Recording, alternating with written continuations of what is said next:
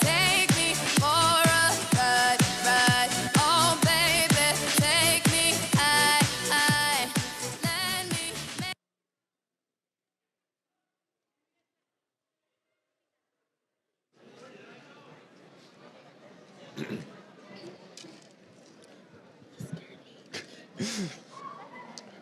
Hello, my name is Jackson Henry.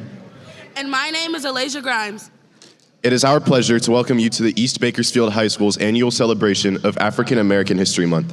This is a time to honor the contributions and legacy of African Americans across U.S. history and society. I hope you enjoy the show. I'm not done.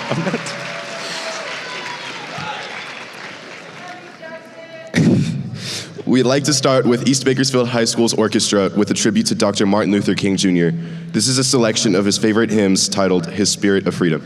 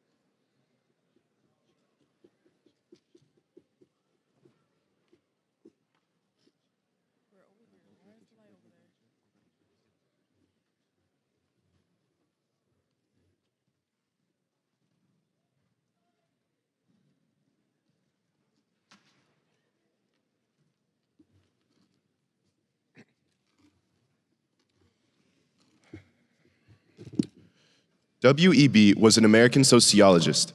Dubois' parents participated in the Great Migration to the Industrial North, post-Civil War, near the end of the 19th century. Because his parents migrated north seeking a better life and more opportunities for prosperity, W.E.B. Dubois benefited from geographical and economic advancement. He grew up in a relatively integrated and tolerant Massachusetts town. However, he noted that despite his privilege to an accessible education, he was still underestimated, and he said that he had to save a double consciousness about his life as an African-American man. Here we have Bayard Rustin pictured in the center and on the right at the top and bottom corner. Bayard Rustin was one of Dr. Martin Luther King Jr.'s advisors. Bayard Rustin popularized the phrase, "Speak truth to power," which many activists echo to this day. Pictured above, you have Dr. Frantz Fanon on the left, Malcolm X in his famous Playboy interview on the right at the top, written by Alex Haley, who was also the writer of the original Roots, and Huey P. Newton, pictured at the bottom right with his American civil rights attorney, Charles R. Gary, an Armenian American. Huey P. Newton wrote a 10-point program laying out the aims and goals of his organization, the Black Panther Party. His 10-point program was also in place in the Chicago chapter of the Black Panther Party under the leadership of Fred Hampton, who had the profound inspiration to start a Rainbow Coalition to find communities with intersectional issues and band together in the name of equity, justice, and liberty. Pictured at the left is a graphic and a quote from Mr. Fred Hampton, leader of the Chicago Black Panther Party chapter prior to Jesse Jackson's presidential run. Mr. Hampton was the original organizer of the Rainbow Coalition, which included the Black Panthers, the Young Patriots, and the Young Lords, as pictured in the top right corner. Pictured above, you see the Confederate flag, a symbol of the American South pre-Civil War and a post-Civil War symbol of wanting to return to the good old days of slavery and racial hierarchy. Barbara Charlene Jordan was an American lawyer, educator, and politician. She was the first African-American elected to the Texas Senate after Reconstruction and the first Southern African-American woman elected to the United States House of Representatives. Born February 21, 1936, and died in January of 1996 when President Bill Clinton honored her during Black History Month that same year. Pictured on the right is a statue and memorial monument to Phyllis Wheatley, the first noted African-American female poet, formerly enslaved, taken from the country of Senegal from the continent of Africa.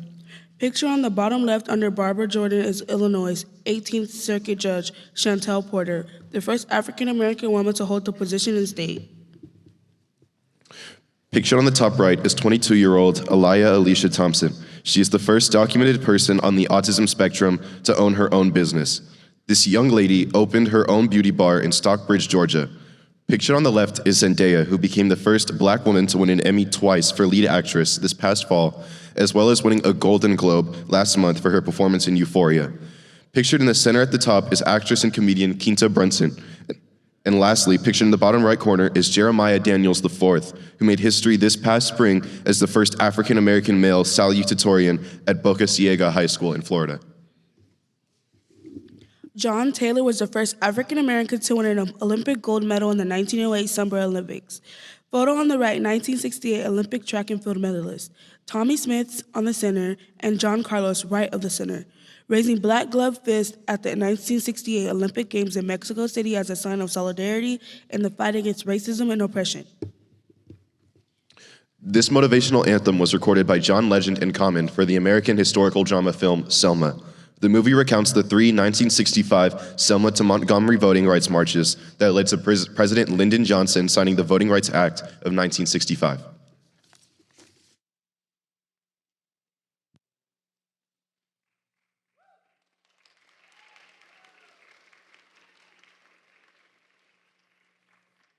One day, when the glory comes, it will be ours, it will be ours. Oh, one day, when the war is won, we will be sure, we will be sure. Oh, glory, glory, glory. Oh.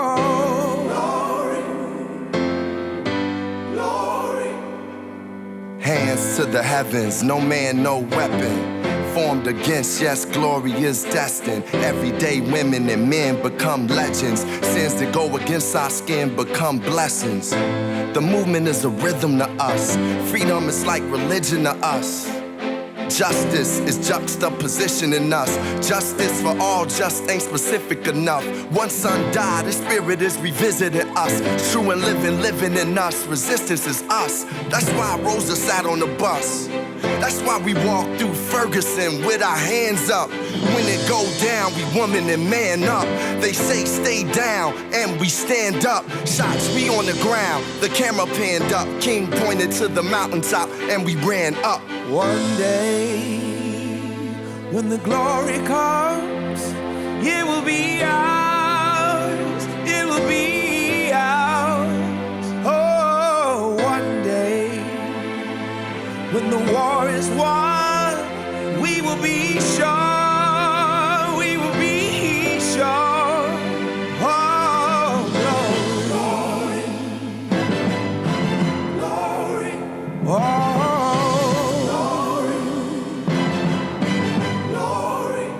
Now the war is not over, victory isn't won, but we'll fight on to the finish, and then when it's all done, we'll cry glory, oh glory, oh,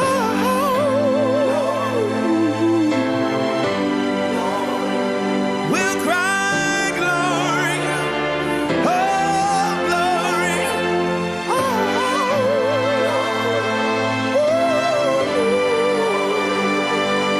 Is now for every man, woman, and child. Even Jesus got his crown in front of a crowd. They march with the torch, we gon' run with it now. Never look back, we done gone hundreds of miles. From dark roads, heroes, to become a hero. Facing the League of Justice, his power was the people. Enemy is lethal, a king became regal. Saw the face of Jim Crow under a bald ego. The biggest weapon is to stay peaceful. We sing, our music is the cuts that we bleed through. Somewhere in the dream we had an epiphany. Now we right the wrongs in history. No one.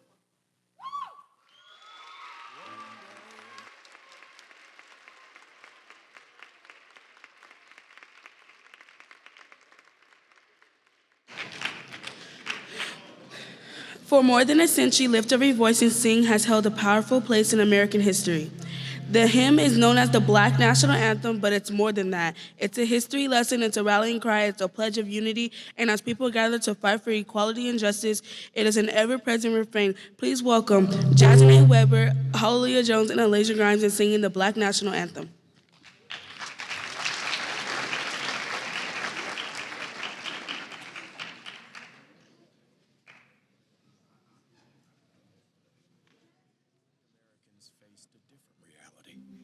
A nation separate and unequal, yet their hope persisted.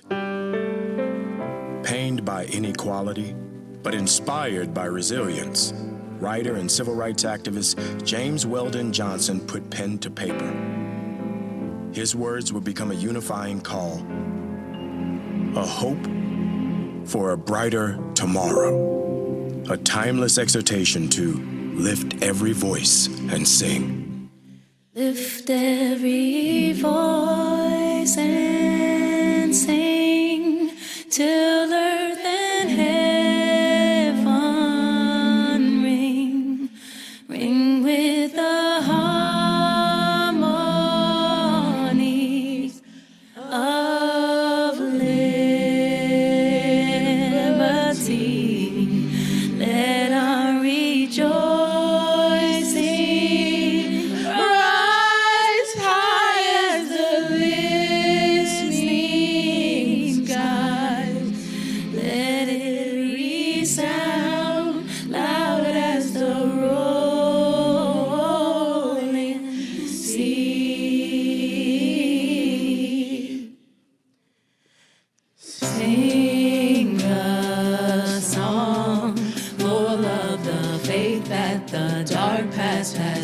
taught us. Sing a song full of the hope that the present has brought.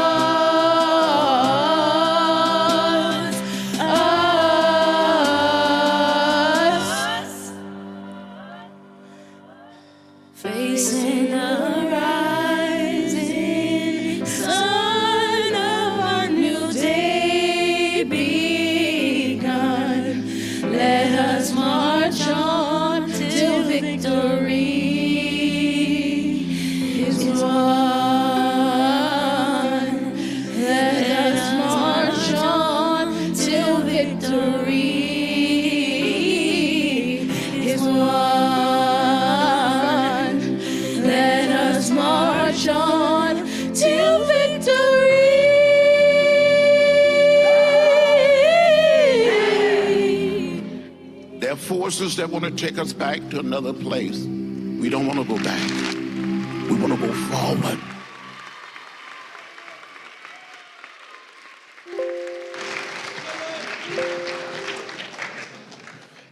Up next is a poem titled My Black is Beautiful, read by Nadine McGill.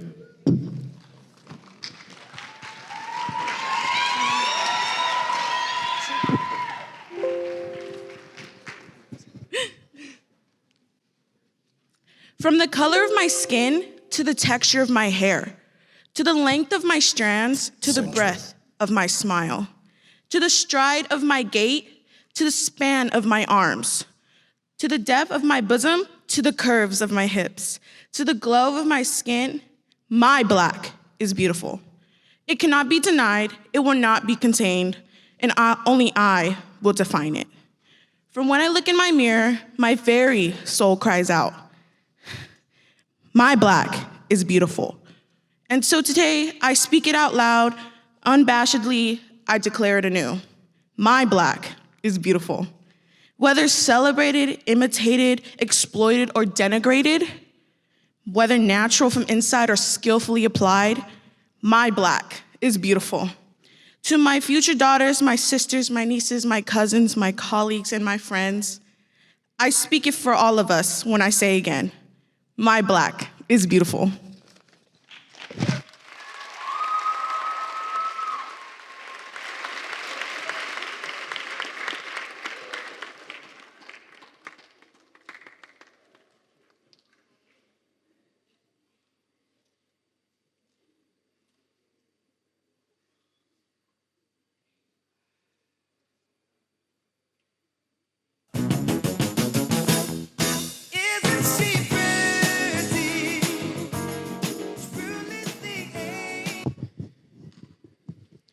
Lastly, praise dance is ministry of grace. It is simply an expression of movement used to communicate with God and God's heart to his people.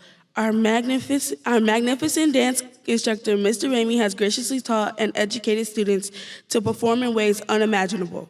Please enjoy While I Still Rise by Maya Angelou is read.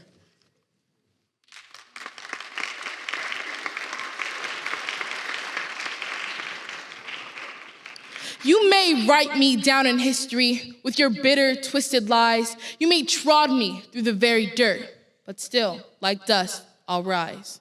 Does my sassiness upset you? Why are you beset with gloom?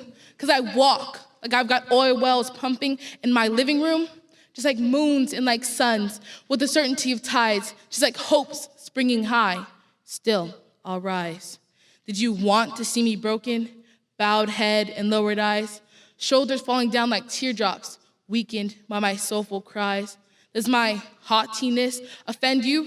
Don't take it awful hard, because I laugh like I've got gold mines digging in my own backyard. You may shoot me with your words, you may cut me with your eyes, you may kill me with your hatefulness, but still, like air, I'll rise.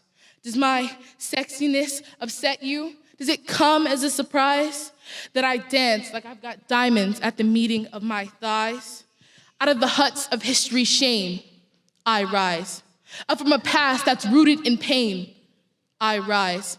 I'm a black ocean leaping and wide, welling and swelling, I well in the tide.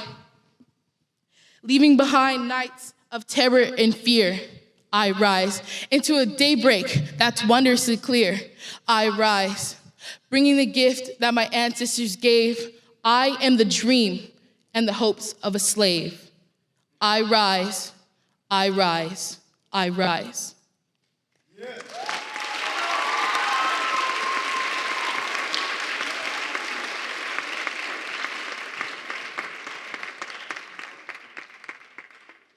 It was my privilege to work with such amazing people putting together this performance today. Thank you for being here and taking the time to patiently listen. We all hope you have a blessed day.